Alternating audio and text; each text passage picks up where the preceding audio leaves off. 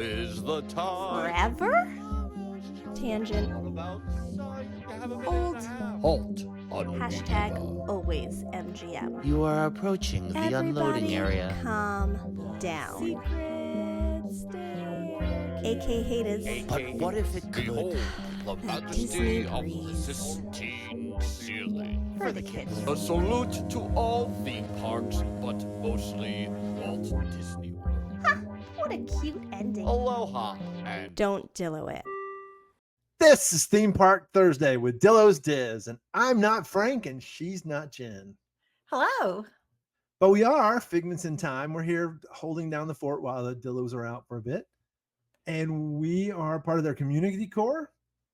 And we'll tell you more about who we are and how to reach us at the end of the presentation. But we have a little thing we're going to show. Something that presentation Val loves a lot. Presentation. Presentation sounds so fancy. We are fancy. we prepared. And hopefully we don't know if you'll be able to see the pictures, but we have a bunch of pictures on this presentation to remind us of some things we're nostalgic about. We were trying to decide when Jen asked us if we would be willing to do this for them. And we started thinking, how can we wax nostalgic? What can we think about and share with you a top 10 list that we could kind of go through and rank some of the memories that we have from our experiences at Disney. And we decided to talk about the thing that we miss most, the event that we miss the most from Walt Disney World, and that is Star Wars weekends. And so we're going to spend a little bit of time here today talking a little bit about Star Wars weekends, what we loved, what frustrated us, what we missed the most, how we disagree on whether or not we liked certain things, and just share with you something that is no longer available at Walt Disney World.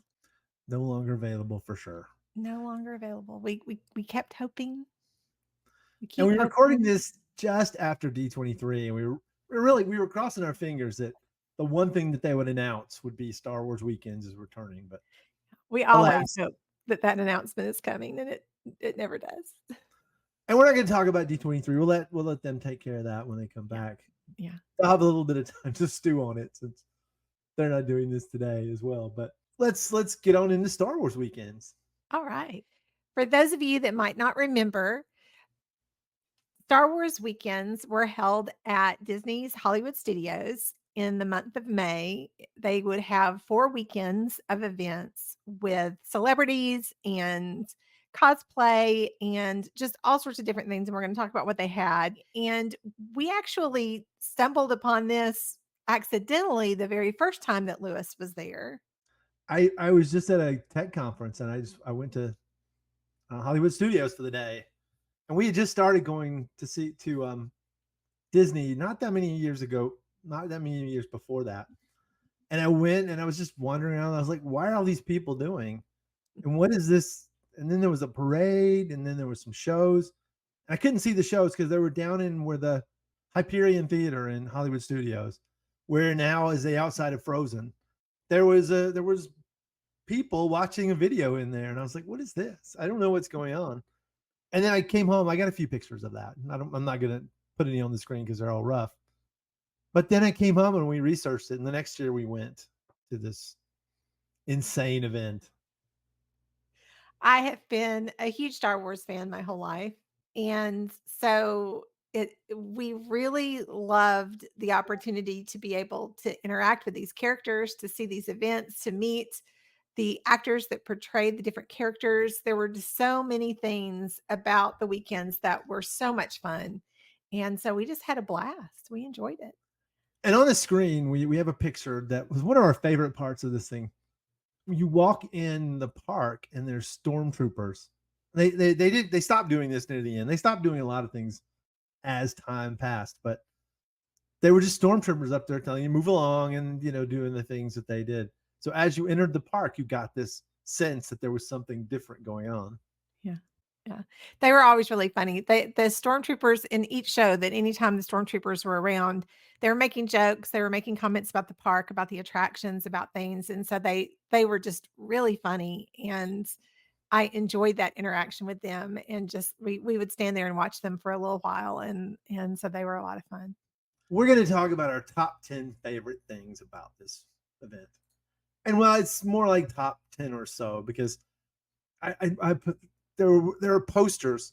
They did artwork for every one of these, and that was one of the things that we loved. That didn't come up on the list, but it was one of the things we have. Both of us have Star Wars art on our walls behind us. Yeah. And mine's actually usually is in a different place, but Star Wars art around the house. They had a calendar one year of all the posters from these events, which I think should have told us something when it was a 15-year, when it was the calendar ended on the certain date, and then they stopped doing these things.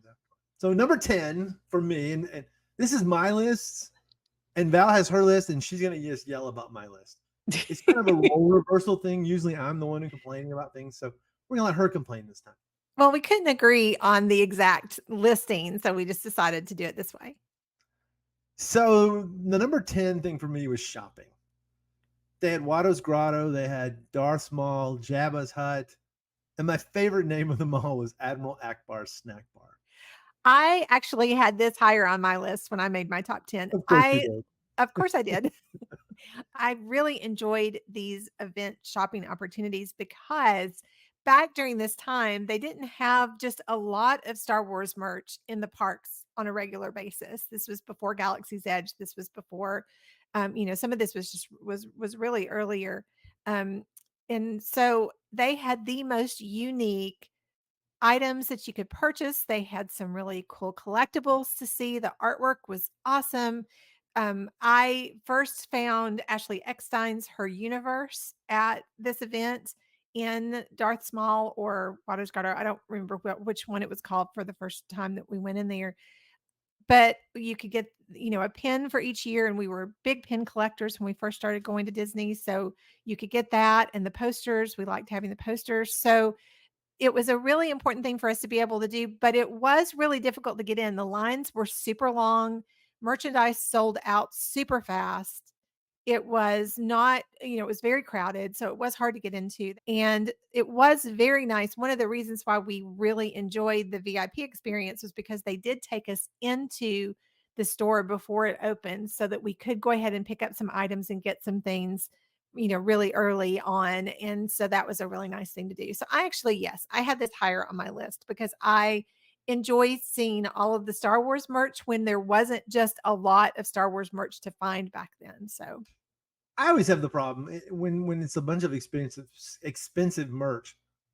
I'm in Disney. I've already spent plenty of money, so I don't get into the shopping as much when I'm at the parks.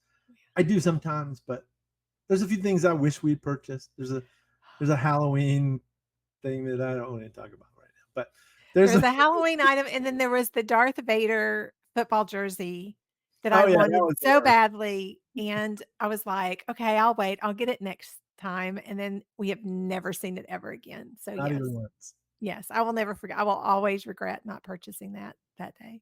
There are, however, and this is to my credit that I don't know if it's my credit or my laziness, but that I didn't go hunt down the things that we bought during this time. Like I've got a popcorn bucket of Han Solo. We've got little figures of the Muppets and pins, I think, somewhere. Don't have any of this stuff prominently featured in our collection. Just saying. We've had to box some things up for now, but we've still got them in storage boxes that, we'll hopefully someday be able to come back out again. But yeah. And it's not like they had reasonable versions of the prints either. So like the prints we have on our wall and her wall are mostly calendars, right? They have nice looking calendar prints you can frame, but they always had these pieces of art that were beautiful. But I didn't 500, 600, 7,000. Not more than I'm not. That's an investment, not a it is theme park purchase on a few. Actually, but it was really cool though. It was a lot of fun. All right, number 9, and since none of you know me that well, probably, I got to say I'm not a big meet and greet fan to start with. So it says to something that this is above the the shopping experience. But there were meet and greets and there were always lines. They were just the same as they are today. We do, and I don't know why we don't have a picture of this available. We did meet Darth Vader in the VIP experience by ourselves, which was really nice. I don't know. That was really fun.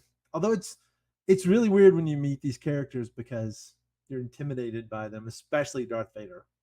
Well, we were talking about this actually on the Dillo's episode recently. We were talking about meet and greets in our chat that we do as they're recording, and which I should probably say, the Dillo's Diz community core, Discord, they'll give you all of that, information. But we love it and we love being a part of it. But anyway, the Ember. we were just talking about this. To me, meet and greets are very awkward because I don't know what to say that doesn't sound very stalkery. Like, oh, you're my favorite character. Oh, I have posters of you at my house. I don't know. It just feels very awkward to me to not know exactly what to say. But I do love having the pictures. But again, for Louis and I, we love attractions. We don't tend to take time to wait in lines for meet and greets because we would rather be experiencing attractions. But I did really like the way they did the characters back then, where you see Minnie and Donald here in this picture, where Minnie is dressed like Princess Leia and Donald is a stormtrooper. The meet and greet was literally just out on the streets. Like they had it cordoned off and there was a line for you to wait, but you could still see them even if you didn't wait in line to meet with them. So it was a little different than the meet and greets where you go into the building and you have to wait and you don't see them until you go around that corner. So you just felt like it gave you a very Disneyland feeling during this weekend because the characters were sort of just right there on the street and they were walking around and you could see them and you could get in line for the meet and greet if you wanted to, but it just gave you just a neat feeling of being able to see them. Mickey with their Jedi Mickey. I have a picture that I love of Jedi Mickey in this location. So there was a lot of opportunities for meet and greets. And for me too, we're going to talk about some of the other activities here in a minute, but I met Darth Vader for the first time at one of the Star Wars events. And so for me back then, I'm a huge Darth Vader fan, have been since I was, 10 years old. And getting to meet Darth Vader the first time was incredible for me because I had never had that opportunity before. So, that's another reason why we love Star Wars Weekend so much. And she's not a fan like you like. This is like Thanos. Thanos is a great villain. I like Thanos as a villain. She's more like, I like to be buddies with Darth Vader. This is, yeah. I envision us just hanging out and having tea together. I mean, this is billions of people. If you read the stuff, it's killed billions, not just, like Tarkin, blew up one planet. He scorched planets all over. And it's like, I like that character. I still like that character. I don't care what he did. No, Darth Vader has just always been, I tell that story a lot on our podcast when we're talking about the fact that when my brother took me to see Star Wars for the first time and he asked me as we were going home, who was my favorite character, expecting me to say Princess Leia. And immediately my eyes lit up and I said Darth Vader was just the coolest, character I'd ever seen. And I think it scared him because it was just like, okay, what 10-year-old kid wants, is in love with Darth Vader? But I have just been a huge Darth Vader fan my whole life. Leia or Han Solo, those are two easy choices. Yeah, I know. Luke Skywalker. I get it. Skywalker's annoying. He's your favorite character. He's whiny, right? When you tell people, when people ask you who your favorite Star Wars character is, you always say Luke Skywalker. He gets there, but not in the first episode. First episode, he's sort of, I gotta go to the coffee station and get some power converters. He won't let me be in the Empire. All right, number 8, fireworks. I like fireworks. I like seeing things blow up. I don't know why. It's just the thing.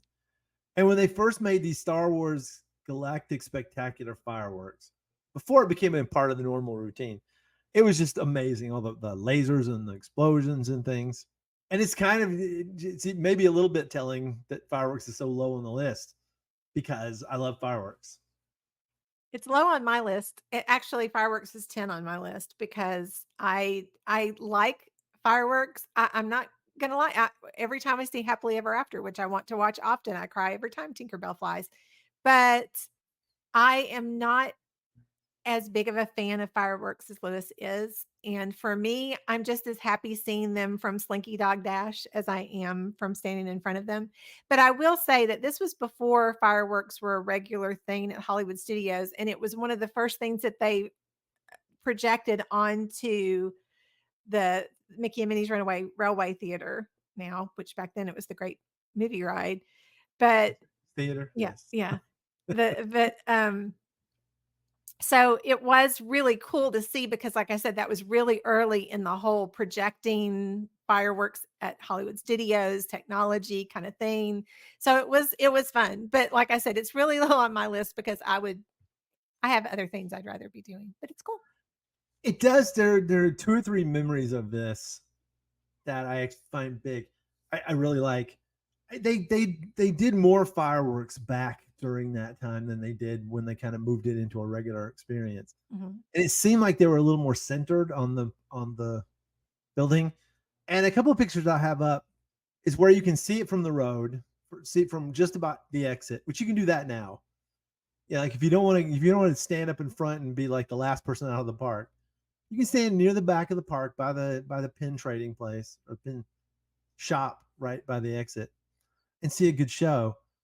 But there was just one night we were leaving. We were just so tired because we would go to 2 nights usually.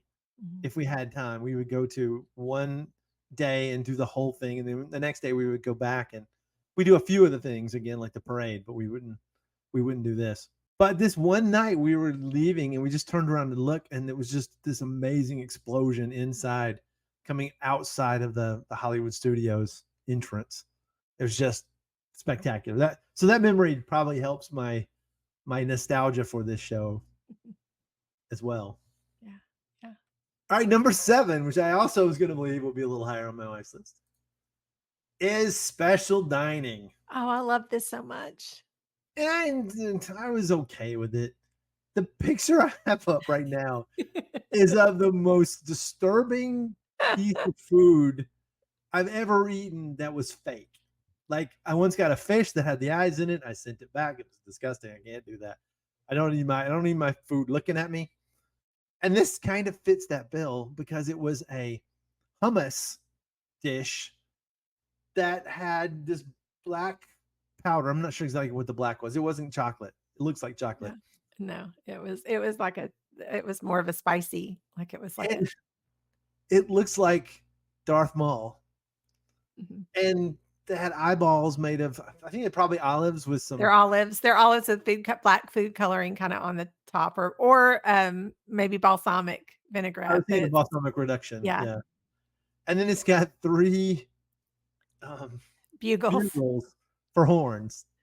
And it's just the most disgusting looking thing. It was really good. It tasted good. It was tasty. But there were good parts of it. We did 2 major things that I remember. One, we went to the Sci-Fi Dine-In Theater. I don't have any pictures except for the sign outside because I think I got this sign outside picture the year after. And it was just called Star Wars Galactic Dining or something, Diner. And it was good. They showed Star Wars clips instead of sci-fi clips. They had Jawas that came around and they stole your silverware and gave you new stuff. It was kind of wild. They would steal stuff from kids and give it to other people. And it was incredible. I loved it so much because this was, like I said, this was really early. This was one of the first Star Wars weekends that we attended. And so this was the one where I was telling you when we walked in, the very first thing you did was to do a meet and greet with Darth Vader. And so that was my first experience of meeting, a real Darth Vader. And so, and then, they had the clips, on the screen from Star Wars movies instead of the sci-fi. And that was incredibly cool. And then they had all the characters coming around and there were different ones, but the Jawas were the funniest because they would take your silverware and put them in their bag and then leave you like a sticker or a toothpick or, something else. So like literally you had to request more silverware because they would leave and not come back and then they would take your stuff. But it was just the coolest interactive event.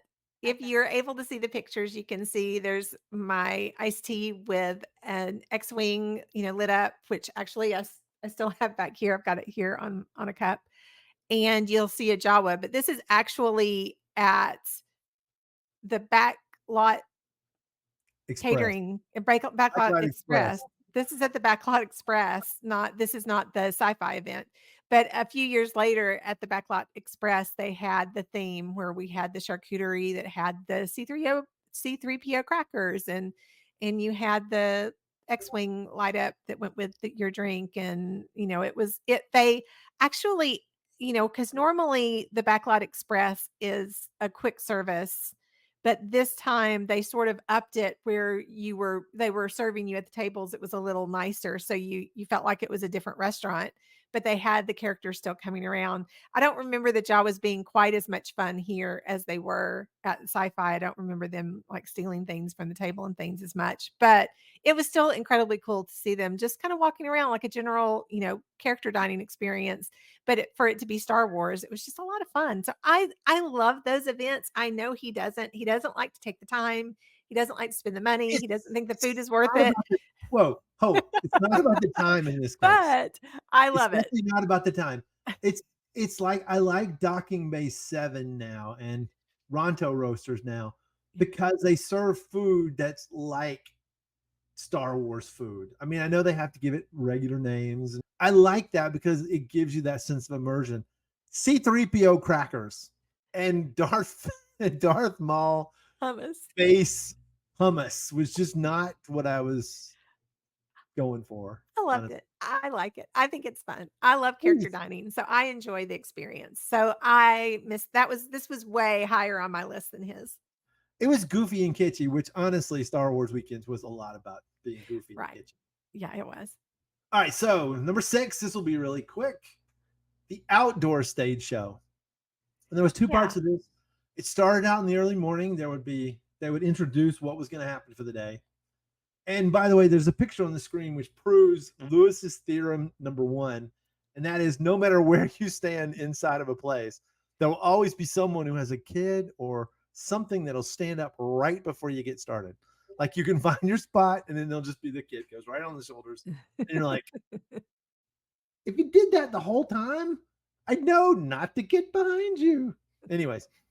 This is a huge stage that was built and set up in front of the Great Movie Ride.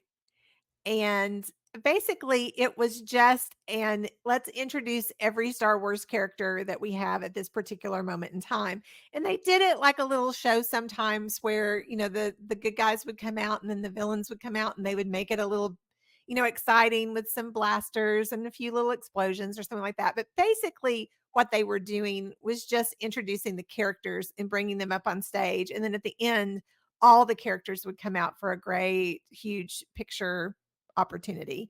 And so it was just another chance for you to see characters. It was another chance to have a little bit of fun. It was always really hot because you're standing out there in the sun, but it was just a fun event. And the nice thing about the VIP experience is that for the fireworks, like for example, they had a dessert party for the fireworks. So you had a great viewing spot and the dessert for the fireworks. And then usually for these shows as well, the VIP experience had special places you could stand. This was obviously not a VIP year for us because you can see with the, we were pretty far back, but that gave us the opportunity to really be able to catch those shows without having to stand in line and wait for a long time. So that was another neat thing about the VIP experience. But the outdoor stage show, it's not super high on my list either. Cause like I said, it was just really basically introducing the characters.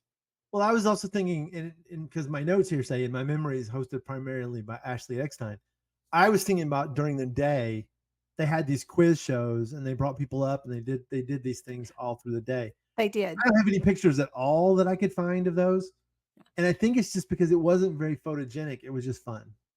Yeah. And it was a quiz show in that they were just asking questions and they had the answers on the screen and you could just answer them. It wasn't like people were on the stage answering the quizzes, but it was fun. And that's something we didn't mention early on is that typically through these years, Ashley Eckstein and J. Arnold Taylor, who are voice actors from the Clone Wars, Ashley Eckstein voiced Ahsoka. J. Arnold Taylor voices so many people, but he was Obi-Wan in Clone Wars. And so they were typically the hosts for each weekend. So they were there. Some of the other guests would change throughout the month. Ashley Eckstein and J. Arnold Taylor were typically the hosts for the entire month of May. All right, so the next number 5 is Parade. Yeah. So the only reason this isn't super high is on the list because you have to stand outside and it's hot. And that would drop the other ones down a notch too.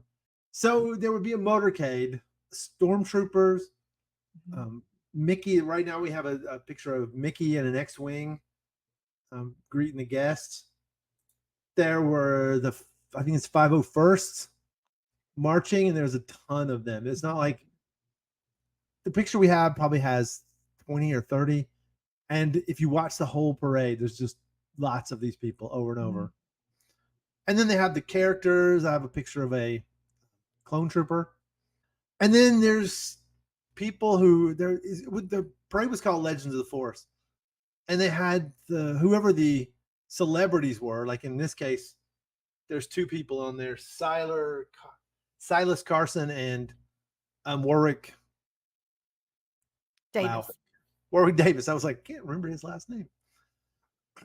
And it was really cool. It was just a nice little feel. And, we stood out for that one quite a few times in the blistering heat. The highlight is always, as was just mentioned, the 2 hosts, Ashley Eckstein and James Arnold Taylor, were always in this. And like she mentioned, as time passed, when we saw this enough times, these 2 people were Star Wars weekends to us, right? And we always felt like they were friends of ours because see them so much and you hear so much about them and you watch so much about them. And they're really nice and they're really great online, both of them.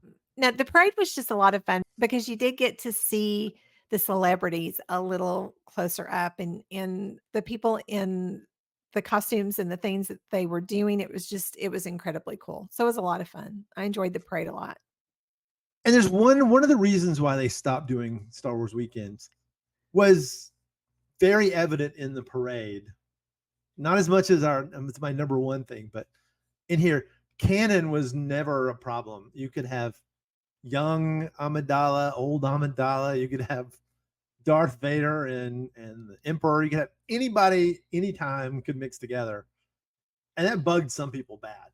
Didn't bug me at all. This was just a fun event where we learned about some things, which we'll talk about in a second. But well, this was really pre-canon. This was, and I say that in that, we had episode 1, 2, and 3. Obviously, we had 4, 5, and 6.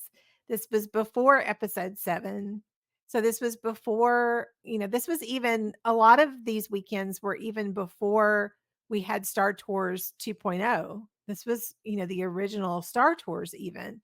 So this is really early in Disney's partnership with Lucasfilms. And so it definitely was more, like Lewis said, it was more tongue in cheek. It was more fun. It was just very lighthearted.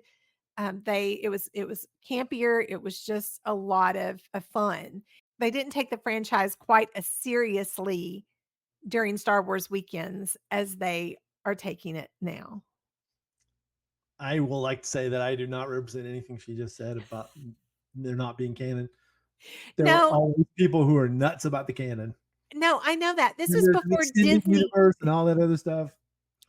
This was before Disney canon, is what I'm saying. Before the new Disney canon started, this was pre-Disney canon, not pre-canon ever. I mean, I get that there were always people that, this was pre-Disney canon. Okay. I agree. I agree with that completely. Thank you. Number 4 is the celebrity show. And this was typically where, and I have a picture on the next slide that doesn't work out very well. This is typically where one of the people in the show would have their own little thing they did. It would be all their show. So in this picture, it's Anthony Daniels. And he had a show where he was really funny. He's a hilarious person. Another was Warwick Davis has an Ewok's Tale. And he was hilarious. But and they did these shows, and Ewok's Tale was probably my favorite. I think that was not Val's favorite. But I just loved it. I liked it. It was a lot of fun. he told his tale in just this funny way. He came out and he was Alan Smithy. If you don't know who Alan Smithy is, you look it up. It's a name that directors give when they don't want to be associated with a project. But he was just hilarious. And Anthony Daniels hilarious. Those are the two that come to mind. I think Jeremy Bullock did a show as well. I don't really remember what was all in that. He did, and Ray Park did a show where he was teaching kids in the audience, or kids that were doing the Jedi's path, basically teaching them how to work with a lightsaber and how to do some of the moves that he did as Darth Maul. And so it was really a neat opportunity to really showcase the celebrity for that weekend, where they just was on stage sharing about their lives, sharing about their experiences, sharing about their careers, and just really giving the opportunity for the fans to get to know them a little bit better. And so it was fun. This was high on my list as well. I enjoyed the shows. We would wait for a very long time and a lot of heat. They actually would make the queue for, this was in the theater that was back. Oh man, the pre VIP days. Oh yeah. This insane. was, it was there was a big theater, if you didn't remember, and I don't even think there was a show there necessarily. I think they just used it for special events at the time. Behind the Muppet Theater, to the right, like if you were going by Mama Melrose's, behind there, it was back behind that area, and it was just a huge theater with the stage and the seats, and they just had special events in that location. So they would actually use the queue for Muppet Vision, which we didn't even know there's a huge queue behind Muppet Vision. And so, which is really cool, because they have the Muppets, they have these huge movie posters of movies starring the Muppets that aren't Muppet movies, but are, what it would be like if the Muppets were the stars of these famous movies. And so you get to see those at the theater. Yeah, it's a lot of fun. If you've never walked behind and walked the back queue to Muppet Vision, you really need to try to go back there one day and just walk through the queue and see all the cool things back there. But so that's where you would sit. And like I said, again, this was May. It was very, very hot in the sun waiting. And you would have to wait for a very long time, because there was seating capacity was limited in this theater. And so you would have to get there really early and sit. And we would literally just leave the theater after one show and go and get back in the queue and sit and wait, for the next one. Like Lewis said, that's one of the reasons why the VIP event was so helpful for us as the years went on, because then we didn't have to sit on hot concrete for an hour in between every show. But the show was it was good enough that it was worth it to do that. So we enjoyed watching all of these shows that they had in this theater during Star Wars weekends. As stingy as Lewis is, that actually made it a pretty good purchase. Yeah. All right, so the third one is talk shows. And this is where James Arnold Taylor did something called Stars of the Saga, and Ashley Eckstein did Behind the Force. And it was like a celebrity talk show, usually with some type of voice acting segment as well. Mm-hmm. And they did some funny little things. They did a Star Wars selfie many years. They discussed things. They talked about the shows. They told us things. We had to cover our ears in a couple of years, because they would tell us stuff about Clone Wars we hadn't watched. And they just didn't listen to us when we said, please, no spoilers. Mickey Mouse always came out and was super exciting. Then there was the first year we had ever even heard of Dave Filoni. And just being interviewed and learning about this person, it was totally cool stuff. This was incredibly high on my list, because I, again, enjoyed seeing the celebrities. I enjoyed getting behind the scenes information about how you film things and record things and how you do voiceover work. And Ashley Eckstein was always really great. They would do a few scenes from Clone Wars, because different celebrities would come that play characters in those shows. And so to be able to hear Dave Filoni talk about Ahsoka and that character, because again, Ahsoka is also one of my very favorite characters. Now, Clone Wars, I love Clone Wars. And so it really liked getting the behind the scenes.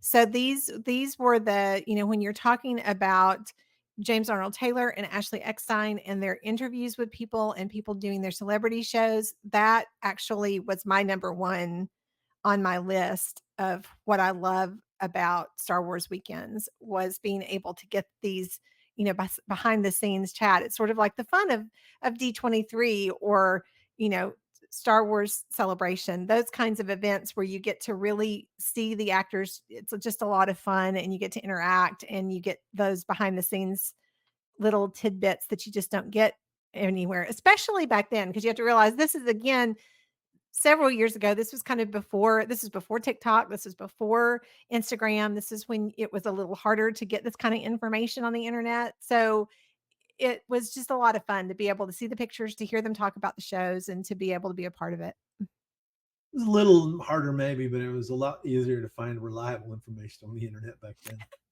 Or it got so mainstream.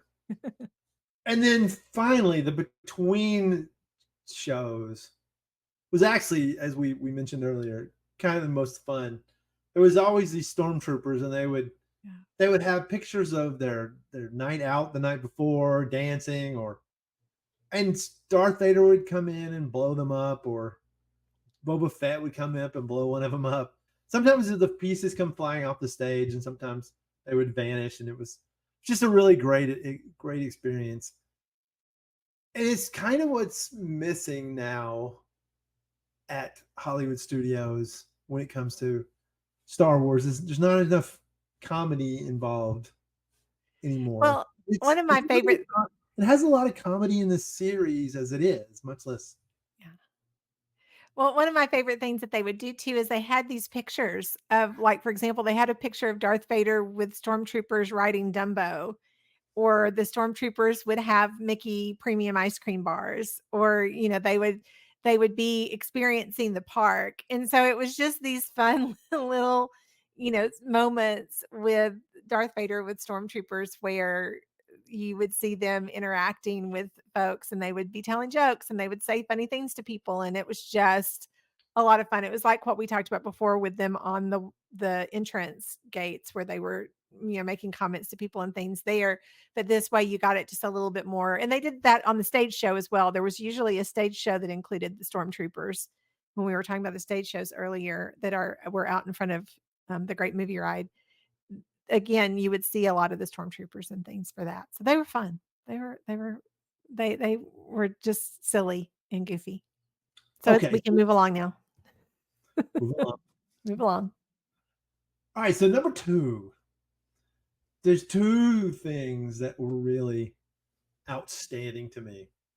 And one of them is a very serious thing, and one of them is a very not serious thing. The Obi-Wan and Beyond show with James Arnold Taylor was one of the highlights. And it's still a show he actually does today. Mm-hmm. And you can go to his YouTube channel, which is at JAT Actor. JATACTOR. Go to at that on YouTube, and you can see this show, or you can actually see the full version of the show. It's called Talking to Myself. But it was just fantastic. He took us through not only him talking to himself as Obi-Wan Kenobi, but showed us all the voices he did. Or not all of them, but a lot of the voices he did. He would go from a voice to a voice to a voice to a voice to a voice. It was just so entertaining. And so kind of touching, I guess, is the word I'm like. Well, he has done a lot of voiceovers that you recognize on commercials and in movies and in cartoons and even on Disney attractions. And so when you hear him do these voices, when he does Fred Flintstone from the cereal commercials, or, where he did Marty McFly, or, all of these kinds of characters that he's done over the years that you probably didn't even know that it was him doing it. And he is sharing that with everybody, and he's literally taking you one voice to the next, to the next. It's fascinating, and it's shocking and surprising. And it truly is just an incredible performance. And so I said earlier that he and Ashley Eckstein are my favorite things about Star Wars weekends. And this show is one of the reasons why they are. So that's about all I have about this. I'm just go watch that and check it out, and I think you'll be impressed. So the final thing is the most divisive of all the things they did this Star Wars weekends. It's Stig and Hoopla's Hyperspace Hoopla. And this was just my favorite thing to do at this thing. I can't even speak. I'm speechless at how much I loved this. Because they had these two people, Stig and Hoopla, and they introduced it, and it's a dance-off competition. And it was a dance-off competition between Star Wars characters. And sometimes it was Darth Vader dancing with Amidala, right? Which is completely insane. Because as we know, Amidala was not around at that time. And this was like near the canon time. And that's one of the reasons why they did kind of cut off this. They didn't do this the last 2 years, I believe, because they were starting to be more serious with it. But it was just some weird stuff, but it was hilarious weird stuff. And you should, if you want to watch it sometime, you should. I'll give you the hint. It happened the same outcome every year, but different people were involved.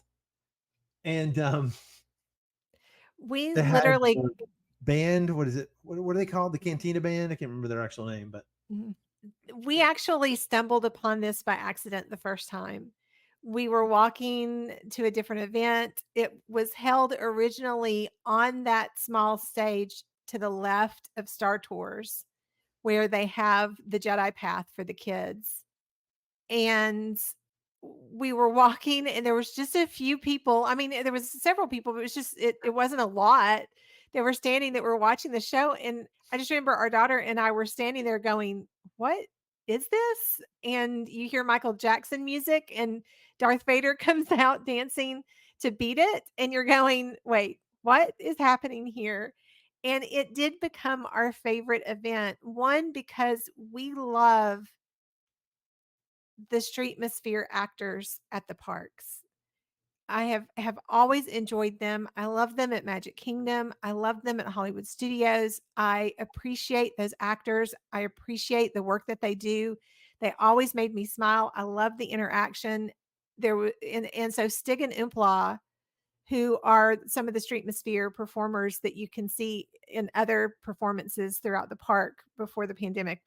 I haven't seen them in a very long time now, but they were, like, for example, for several years, they were hosted the Frozen show, and they, so you would see them doing other things, but seeing them as Stig and Oopla each year was just so much fun. And again, it was ridiculous, and it was corny, and you kind of wondered, what are you seeing and what's happening here? And I don't get this, but we loved it. So like I said, it was a very strange, very odd, not very serious show that was just silliness and fun. And so I understand why a lot of people didn't like it. I understand why, when Star Wars was coming back out and they were taking Star Wars in a different direction, and the new movies were coming out, I can understand why they did what they did. But for the time period that it was, for the weekends, it was just a lot of fun.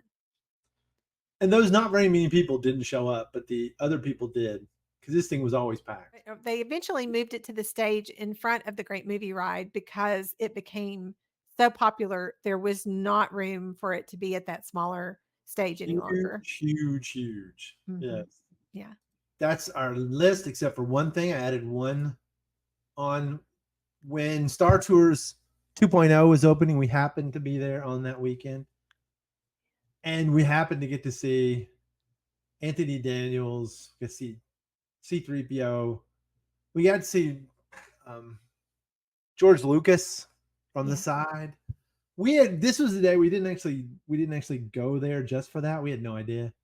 And when we saw everybody lining up, we were like, let's go ride something. So we went and rode Toy Story Mania 6 times because nobody else was actually there. And then we went and we caught the end of it. Well, we got to see George Lucas looking at his arm. We don't see a watch on his arm. We think he was just going, let's go. All right, so I just want to throw that one in there. the biggest problem with Star Wars weekends was exactly the same problem with almost everything big Disney does. They don't tell you until a month or so because they're scheduling people. One of the years they had Mark Hamill there, and we would like to have seen that, but it wasn't on the weekend that we were there. And you can't just move dates around, right? Especially if you're DVC or you're trying to find reservations. And when they say Mark Hamill's going to be there, it's going to be super busy, so it's hard to get to. Right. So we didn't even know it was that day, but we happened to get lucky and get to see that. So that's our roundup. Do we want to say anything else about this before we tell people where they can find us on the interwebs? I think that gives everybody a great idea of why we like them and why we're so nostalgic for them and why we decided to wax nostalgic on this particular episode for you guys. Because we do miss it. Really we did love it.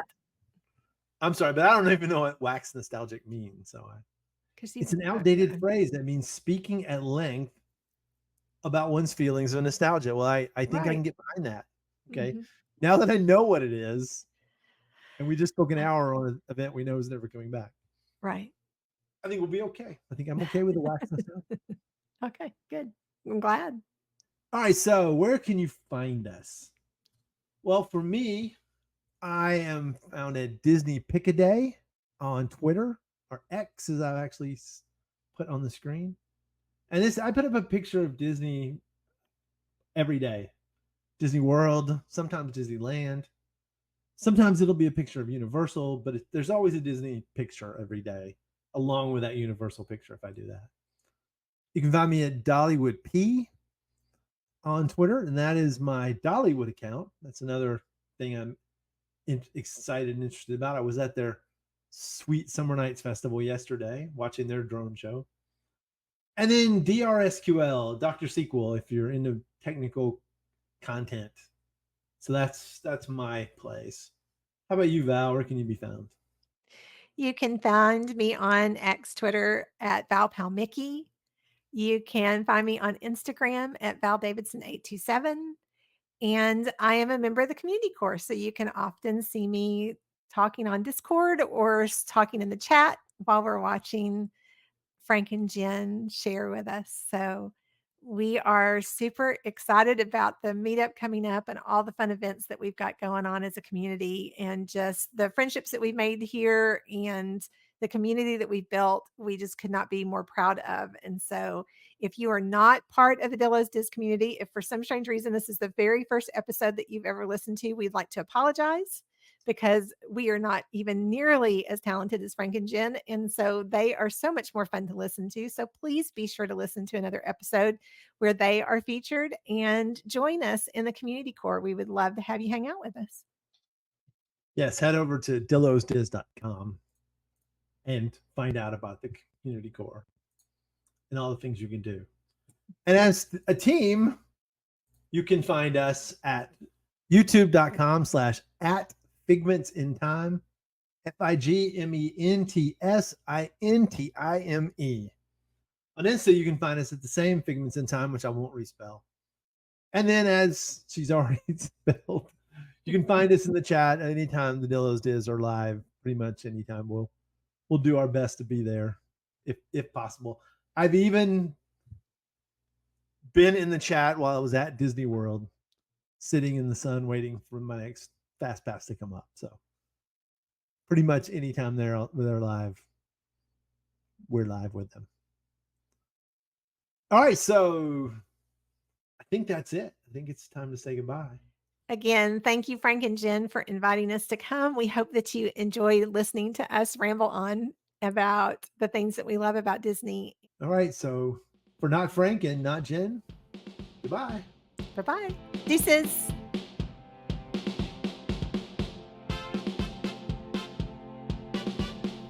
The Dillo's Diz podcast is hosted by Frank Cardillo and Jen Cardillo Snyder. Music produced by Matt Harvey. Logos and video production courtesy of Snidillo Studios. Dillo's Diz Resort is our Patreon, with tiers starting as low as $1 per month. You can visit dillosdizresort.com to learn more. Follow us on TikTok, Instagram, X Twitter, and Facebook at Dillo's Diz.